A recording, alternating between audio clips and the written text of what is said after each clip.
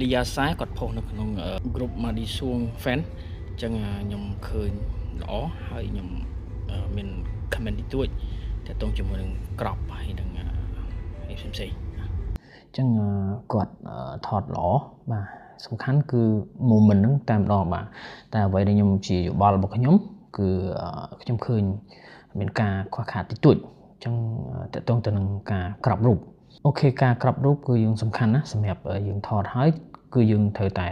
មានការក្របរូបឲ្យបានត្រឹមត្រូវតាម rule តាមធ្វើយ៉ាងម៉េចដើម្បីឲ្យអ្នកមើលហ្នឹងគឺពេញចិត្តក៏ដូចជាមើលទៅស្រួលមើលអីចឹងណាបាទអញ្ចឹងយើងត្រូវកុំធ្វើប្រហែសបាទតាក់ទងទៅនឹងចំណុចកណ្ដាល symmetry rule of third បើយើងមានឱកាសក្របហើយយើងក្របឲ្យត្រូវ rule ឬក៏ break the rule យ៉ាងម៉េចដើម្បីឲ្យអ្នកមើលហ្នឹងគឺងាយមើលអញ្ចឹងរូបនេះគឺគាត់រៀងក្របបែបមានថាស្ទើរបន្តិចឧទាហរណ៍អញ្ចឹងយើងមើលយើងតាក់ទងទៅចំណុចកណ្ដាលរបស់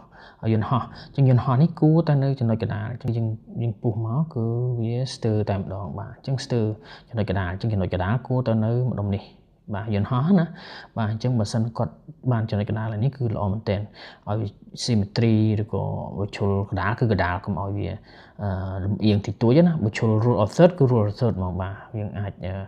rule of third យើងចែកជា3មកយើងដឹងណាអូខេជា3បើយើងមកឃើញទេអញ្ចឹងបើ rule of third គឺយើងចែកជាមកចែកជា3យើងអាចដាក់យន្តហោះហ្នឹងកន្លែងនេះក៏បានឬក៏ខាងណាក៏បានដែរអញ្ចឹងរូបគឺសំខាន់ត្រង់ហ្នឹងបាទអញ្ចឹងបើសិនជាយើង break the rule គឺយើងអាច break ទៅមិនឲ្យវាមើលណាបាទអញ្ចឹងវាជុលក្របហើយក្របឲ្យវា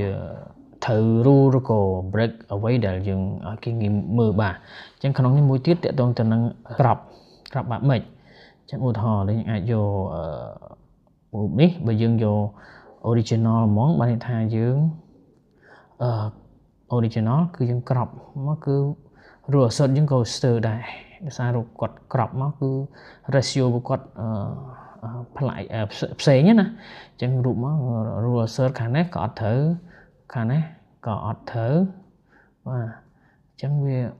អត់សមបាទអញ្ចឹងវាអត់សមវាបាត់នេះខ្លែងយើងបើយើងដាក់កដាលទៅដាក់កដាលប៉ុណ្ណេះអូខេដូចសារវាអាចសល់នៅ rule of third